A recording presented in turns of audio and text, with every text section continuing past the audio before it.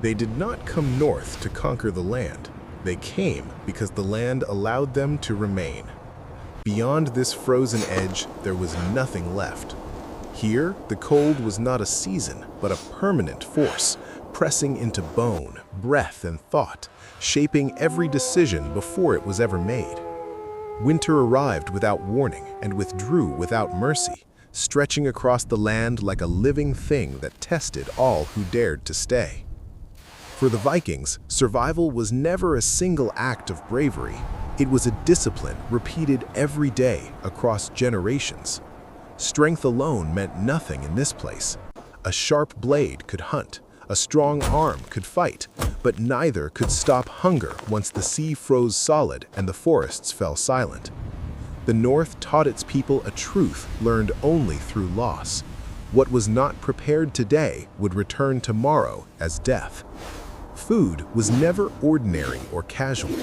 Every animal taken from the land carried meaning far beyond the moment of the kill. Meat was not simply consumed, but respected, because once the snow sealed the earth, there would be no second chance, no forgiveness for waste or impatience. Every decision surrounding food echoed forward into the long, dark months that followed. They learned to listen to the land as carefully as they listened to one another. They watched the wind shift before a storm.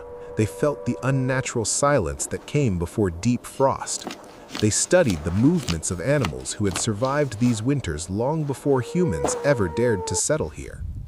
Knowledge did not come from domination, but from observation and memory. They lived beside danger rather than hiding from it. Predators walked the same forests and followed the same shorelines, drawn by the same smells of blood, smoke, and life. The line between village and wilderness was thin, and it demanded constant awareness. Night became the most honest teacher, because in darkness, fear could not be denied, only managed. As fires burned low, preserved meat and fish hung exposed to the cold air. They were not buried in salt and not hidden away, but surrendered to the elements that ruled this land. Cold became an ally rather than an enemy. Wind became a shield. Time itself became the preservative. Freezing air slowly drew moisture from flesh. Relentless wind carried decay away. Bacteria that thrived elsewhere found no home here. This was not convenience, but understanding. Knowledge earned through failure and loss, refined through winters that punished the careless without hesitation. Preservation was never rushed, because rushing meant rot, and impatience meant starvation. Survival demanded restraint above all else. Every motion carried intention. Every decision carried consequence. Nothing was wasted because waste was remembered by winter. Nothing was excessive because excess attracted danger. The land observed everything and responded without emotion. Those who lived here learned to move within its rules rather than challenge them. Preparation was not fear, but respect. Respect for forces greater than any single life. Through this respect, the first foundations of endurance were laid. Foundations not built of stone or iron, but of habit, memory, and discipline, repeated quietly until they became instinct. This was the beginning of a way of life defined not by conquest, but by alignment with a world that offered no mercy, yet allowed survival to those willing to listen. Fish were split and suspended near the sea, where salt lived naturally in the air itself, carried by wind and spray, settling invisibly on exposed flesh. Meat was hung high, beyond the reach of most animals, where frost could work its slow and patient magic. Nothing was hidden, because exposure allowed the cold to protect what human hands could not. Preservation here was an act of trust, placed not in tools, but in the land itself. Yet survival was never simple.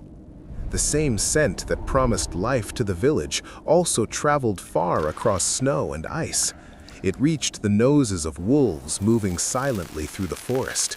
It reached bears wandering the frozen shore. These creatures did not fear the cold because the cold belonged to them. They followed instinct, not intention, and instinct led them toward food. A Viking village was never truly asleep.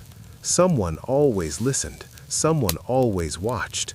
Even in the deepest hours of night, when fires burned low and the world seemed frozen in stillness, awareness remained. Breath fogged the air as men stood guard in silence, eyes fixed beyond the edge of firelight, scanning the darkness where movement could mean life or death. They did not stand searching for battle. Battle wasted energy, and energy meant survival. Instead, they stood for balance. Presence mattered more than aggression. Often, stillness alone was enough. A single, unmoving figure in the cold, a steady flame burning low, sent a message without sound. This place was not abandoned. This place was watched. Sometimes danger passed without blood. A shadow paused at the edge of light, then turned away. A shape moved through the snow and disappeared into darkness. Other times, danger came closer, testing the thin boundary between human and wild. Even then, the goal was never dominance. It was distance. It was survival without escalation. The Vikings did not believe they owned this land. Ownership implied control, and control was an illusion here. They believed they borrowed the land, season by season, and paid for it with vigilance. Every winter was a debt that had to be earned again. Women worked beside men, hands hardened by labor, movements efficient and purposeful. They prepared food, repaired tools, and watched over children who learned by observing rather than being taught. Survival was not separated by role, it was shared. Hunger did not belong to one person, but to the entire village. Children grew up understanding scarcity, not as fear, but as memory. They learned why food was hung high, why silence sometimes meant safety, why patience mattered more than speed. These lessons were absorbed quietly, woven into daily life long before they were ever questioned. Elders carried knowledge that no weapon could replace. They remembered winters that lasted too long. They remembered mistakes that cost lives. They remembered methods refined through loss and survival. This knowledge was spoken rather than written, because memory here was alive, and forgetting was deadly. Every word carried warning and instruction at the same time. Each generation listened because the land punished those who did not. Survival was not dramatic, it was constant. Not loud, but deliberate. Every preserved piece of meat represented weeks of planning and months of waiting. Every decision echoed forward into the long, dark season. Through shared vigilance, the village endured, not because it was stronger than the wild, but because it understood its place within it. Preparation became protection, awareness became survival, and coexistence, not conquest, became the only path forward. As evening settles over the frozen land, the world grows quieter, not empty, but watchful. The Vikings understand this silence well. It is not peace, it is a pause granted by nature, brief and conditional. Smoke drifts lazily from low wooden roofs, dissolving into the cold sky, while strips of preserved meat and hardened fish hang motionless in the open air. They are shaped by wind, frost, and time, not by salt or abundance. This is survival born from restraint, from learning when not to interfere, when to let the land do the work. The warrior moves slowly along the edge of the settlement, his tall, powerful frame steady against the wind. His weathered face shows no tension, only focus. He does not patrol out of fear, but out of responsibility. Years of watching forests and shorelines have taught him that danger rarely announces itself. His axe rests easily in his hand, not raised, not lowered, simply present. Readiness here is quiet. It does not shout. Nearby, the Viking woman finishes her final checks, tightening ropes and adjusting frames with practiced hands. Her movements are efficient, almost ritualistic. She understands that preservation is not just about keeping food, it is about keeping time itself at bay. Every piece secured tonight is a promise that the village will eat when the land offers nothing. She pauses, breath visible in the cold, and listens. Wind, distant water beneath ice, no alarm. That too is knowledge. The blacksmith steps away from the dying glow of his forge, massive arms still radiating heat into the frozen air. Tools rest where they belong, edges clean, iron ready. His work will not be noticed unless it fails. He accepts this without bitterness. Creation here is anonymous, yet without it, nothing else endures. At the forest's edge, the hunter lowers his guard slightly. The trees remain dark and still. Predators are out there, moving through snow and shadow, driven by hunger just as the people are driven by need. There is no illusion of dominance, only coexistence shaped by awareness. Tonight, paths do not cross. Inside the shelter, the child is guided toward warmth and rest.